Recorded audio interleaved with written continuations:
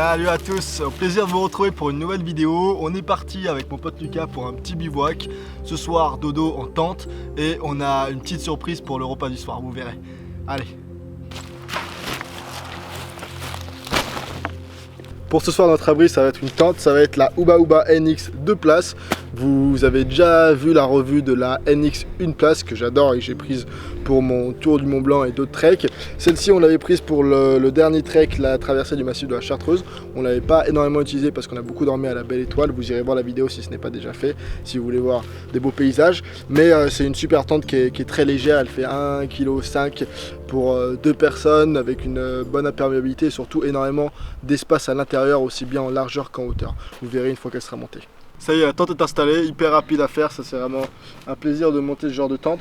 L'avantage aussi c'est qu'on a deux absides de chaque côté, donc chacun à son côté. Moi je vais pouvoir mettre le sac ici, le protéger. D'abord je vais comme d'habitude sortir mon sac de couchage pour qu'il reprenne un petit peu du gonflant et ensuite on pourra aller couper du bois.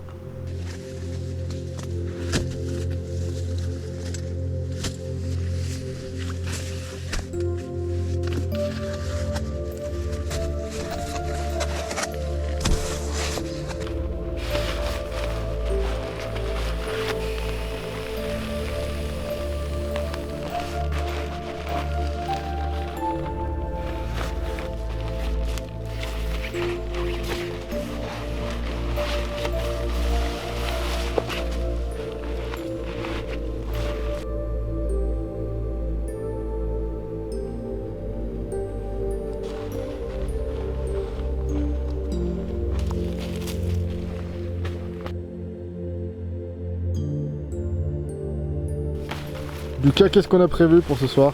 Oh là, on a prévu pas mal de choses et ça va être gras, mais très bon, très très bon.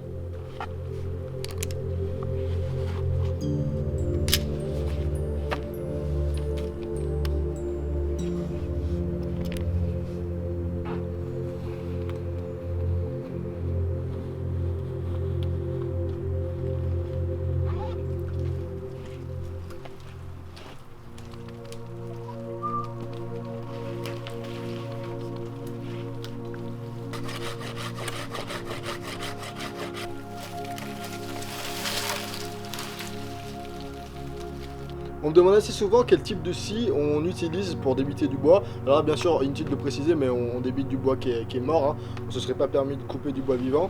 Mais pour revenir à nos moutons par rapport aux scies, j'aime beaucoup utiliser les scies de la marque Silky. Il y a plein de marques différentes sur le marché. J'en ai testé pas mal. Je ne vais pas citer les autres que j'ai testés.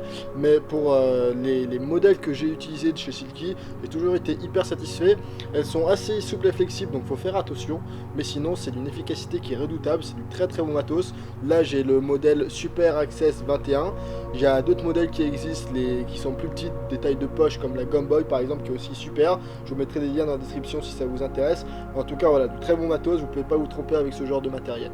Bon, pour l'apéro, il y a le saucisson qui va bien. Avant de profiter du saucisson, il commence à pleuvoir. À peine arrivé, il pleut, c'est comme ça. On va pouvoir en profiter tout de même. On va essayer de mettre un tarp. Par rapport à l'arbre, on va trouver 2 points d'accroche au niveau de l'arbre et puis 2 points d'accroche au niveau de ces arbres. Comme ça, au moins, on aura une surface où on pourra se protéger.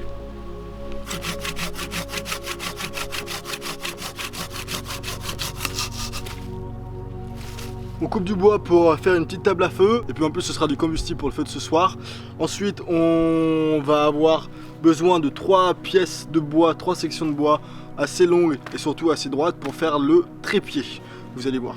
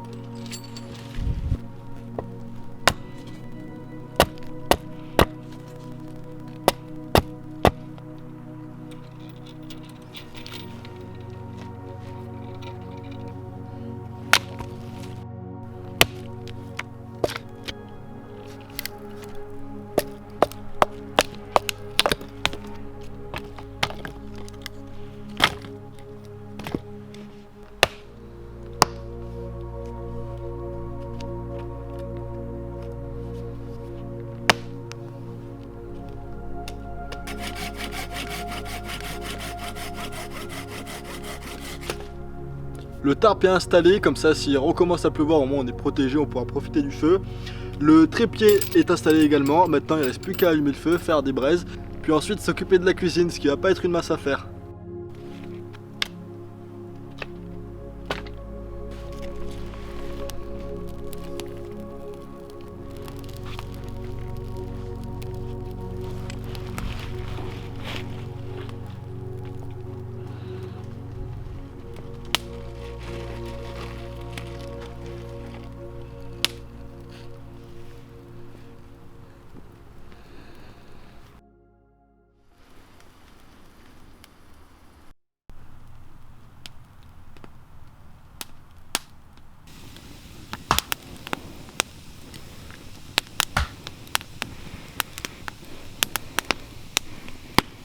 Bon, mais ça y est, la nuit est en train de tomber. Le feu, lui, par contre, est bien en marche.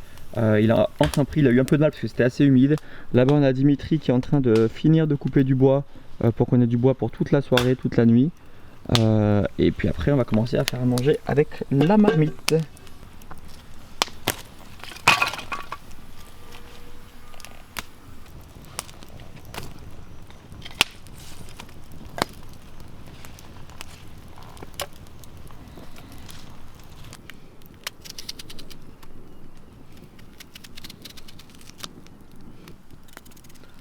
Ce soir, pour le repas, on va se régaler.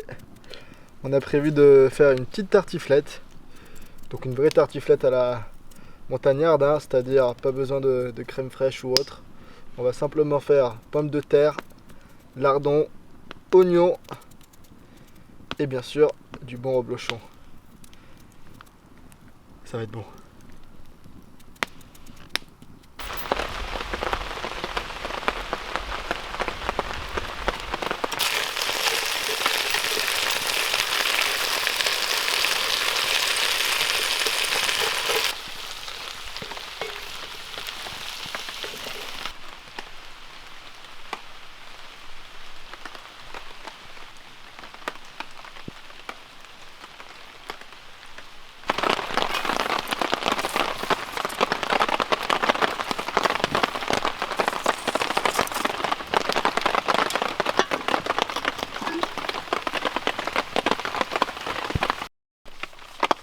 Le feu, va falloir le réanimer un peu là.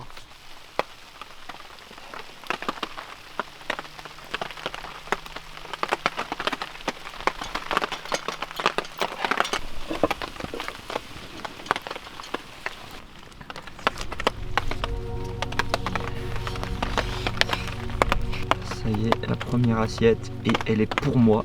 Dimitri, tu peux y aller, il y a du fromage. Alors Dimitri, je veux ton impression en direct. Mon impression, c'est que je me régale toujours quand je mange une tartiflette, même quand c'est pas moi qui la cuisine.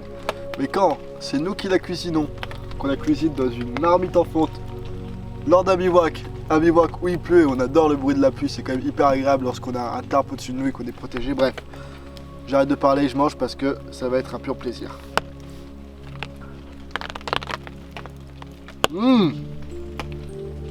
Oh que c'est bon. Et ben c'était un vrai régal. Hop. Et l'avantage avec ces marmites en fonte, c'est que ça garde super bien la chaleur.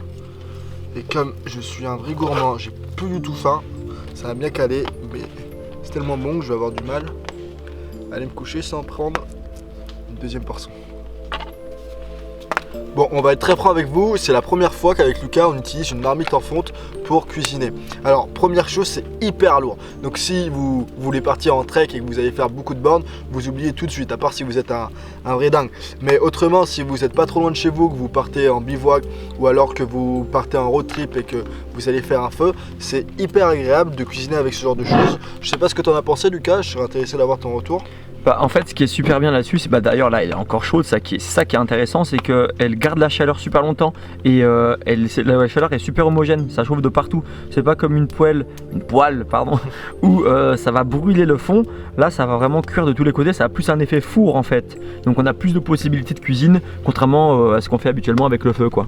Et là, l'autre avantage, c'est avec le super accessoire là, pour les trépieds, c'est vraiment hyper utile pour régler la hauteur et donc la chaleur qui qu'il y a sur cette marmite. Bref, je pense, pour être très franc avec vous, qu'on a encore énormément de choses à découvrir parce qu'on est loin d'être bon par rapport à la cuisine vis-à-vis de la fonte. Mais si vous savez, tiens, d'ailleurs j'y pense, si vous êtes habitué à cuisiner avec de la fonte ou si vous avez des idées de recettes intéressantes, n'hésitez pas à nous les mettre dans les commentaires parce qu'avec Lucas on va se pencher un petit peu plus sur le sujet et je pense qu'on va vous présenter des petites recettes sympathiques dans les semaines et mois à venir. Ça y est, je suis de retour à la tente. Dimitri va pas tarder, il va arriver dans quelques minutes. Parce que vu qu'il pleut un petit peu, c'est quand même plus simple de se préparer un par un à l'intérieur de la tente. Après on a de la chance, il n'y a pas non plus de grosses averses, c'est vraiment quelques gouttes, ça fait vraiment par moment. Donc c'est quand même assez agréable. Et puis je pense qu'on passera une bonne nuit pour avoir un très bon petit déjeuner demain matin. Et bah, on a super bien mangé. C'était vraiment un régal cette tartiflette cuite dans la marmite en fonte. Et je pense que ça nous donne assez de kilocalories pour avoir bien chaud toute la nuit. C'est l'avantage. Du coup, bah bonne nuit et puis à demain. À demain les amis.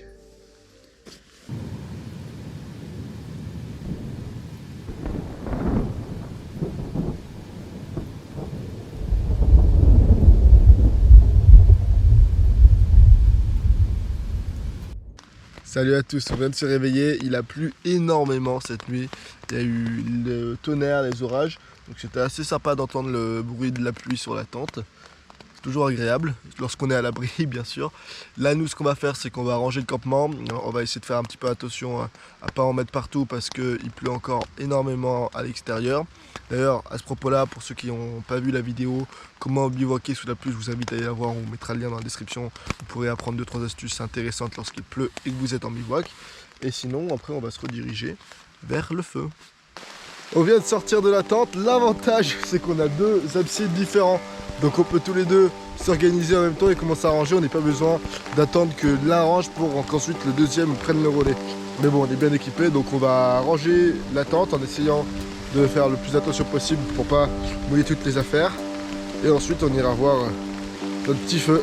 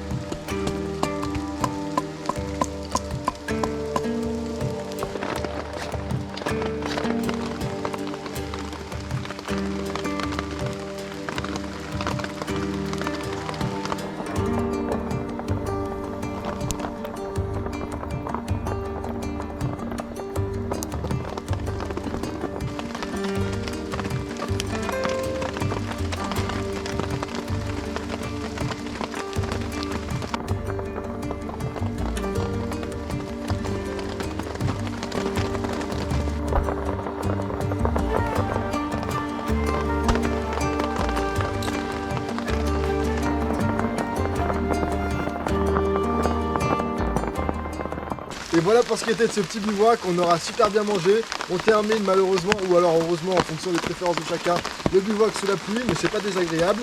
On va retirer le tarp, et en ce qui nous concerne, on vous dit comme d'habitude, prenez soin de vous, gardez la forme, c'est important, et on se revoit très bientôt.